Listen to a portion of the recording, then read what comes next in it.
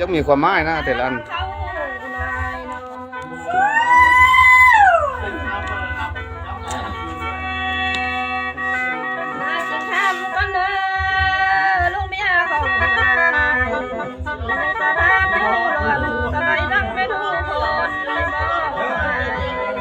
เขารอ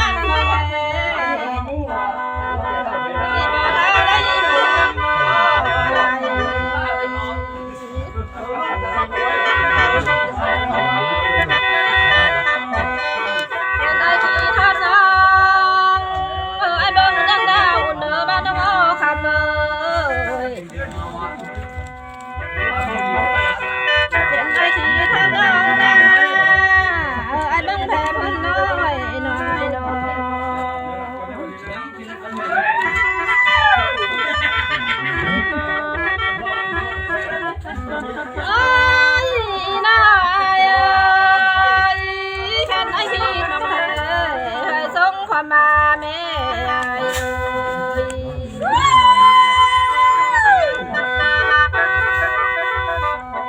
จบจากน้ำนางนี่เนาะ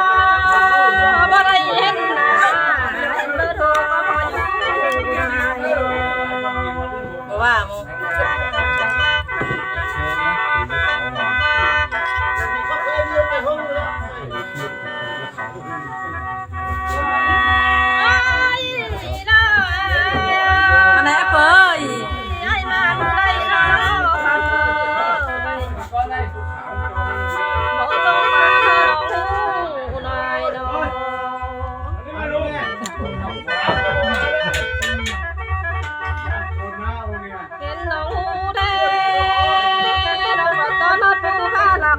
บ้านน้องคำเล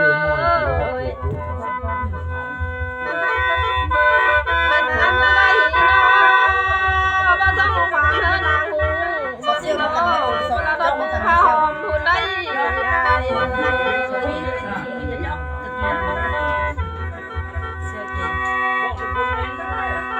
ลาดำหลังนี่เนาะยับสั่งให้โหผู้ลงลงคว้างกันเด้อเพื่อเพลงเปิ้น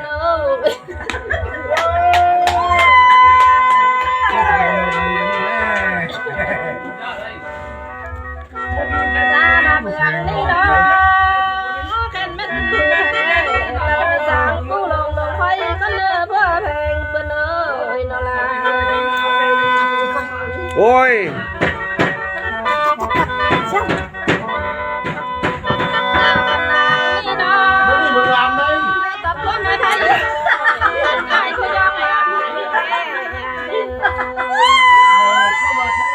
ไม่ม้วนกันเลยนะมันจะเหือนเอาเลย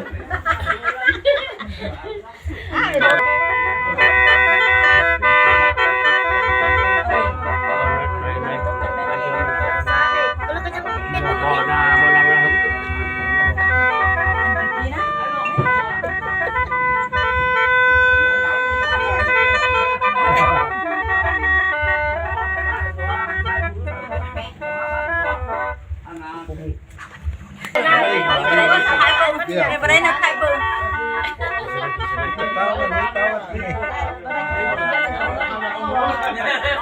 กี่ชนะกันจับเจมัน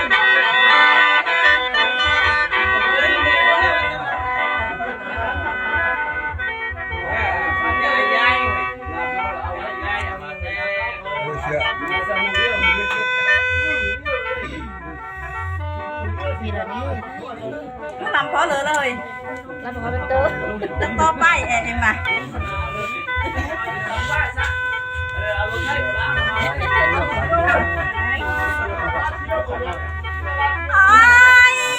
น้อย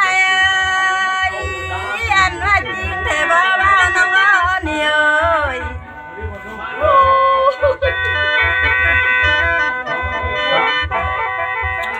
ยิ่งคือ ำไอ้เมาแทบเอาคือความใจบ้าแทบ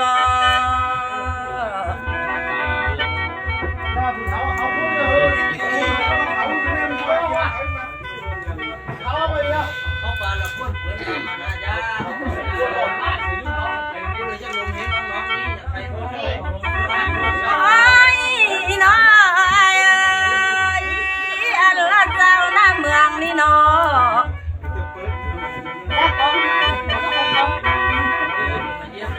พี่จะแต่งโคราชน้อพี่จะตัดโคตายป่าไม้บานหอมไอ้นานา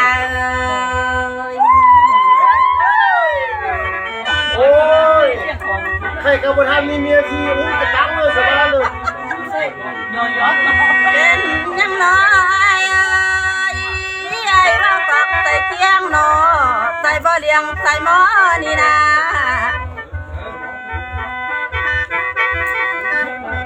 สาวหน้าเมืองนี่นอคือยอเย็นบ้านเดียวจะแม่ไอ้ เอากี้แม่จงเนี่ยเนี่ย ว่าใต้ละใต้ละไอ้เสียง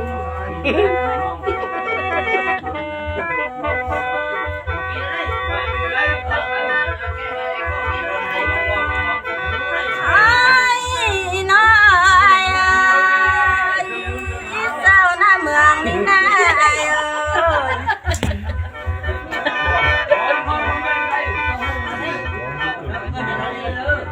กันบ่มักไอ้เนี่ยบ่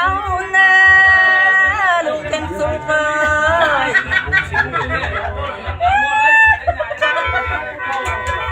กันบ่เอาหน้า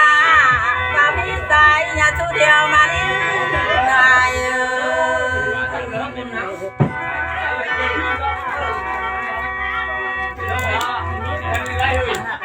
พวกเป็นมีเนี่ย ไอ้น้อยเจ้าหน้าเมืองนี่นะไอ้ เกี่ยวเขาเนี่ย เขามาสู้มาแหวนมาเขา สบายอยู่นะ ก็ถึงได้คงสักที ไก่ ก็บ่มีอะไร โอ้ได้กินนะเจ้านางลำดันบ่ใจ สบาย แก่กับ ผมมีทุกข์ในที่เรื่องของยาไปยาเขากินอะไรเราชอบ โอ้ได้เขาสักครั้งนะต้นนอนว่าบ่ยอนได้ เขาเพื่อนนะเขาเพื่อนตะเกียบอ่ะนี่คือไม่ได้ ไอ้น้อยเจ้าหน้าเมืองนี่นะ นอกแขนขับผูน้องอ้อ รักที่ทอดไอ้เด้อนะบ้านน้องเอ้ยจะสุกินข้าวยันสมาได้ไอ้ เปิดอันนั้นดูเปิดอันนั้น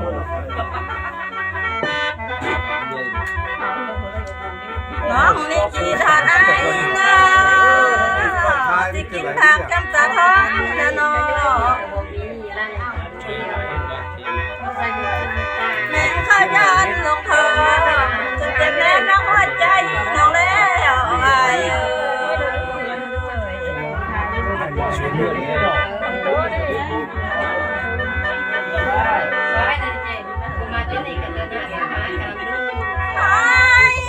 น้อยเบาไม่ตายนำไอ้บ้าบ้าน้องเอ้ย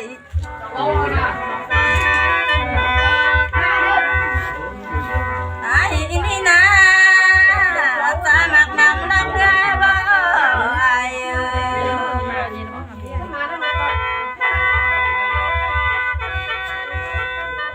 โอ้แต่ไม่รู้ว่าเสียไป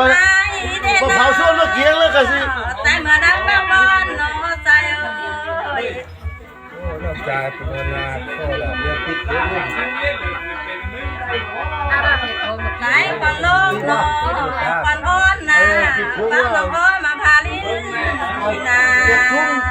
เจ็ดทุ่มเจ็ดทุ่มเจ็ดทุ่มซุ้มอีกคุณบอก แม่นงานซึ่งใน ไหนน้ำจิ้มสองแล้วติ้นเจ้านี่นะ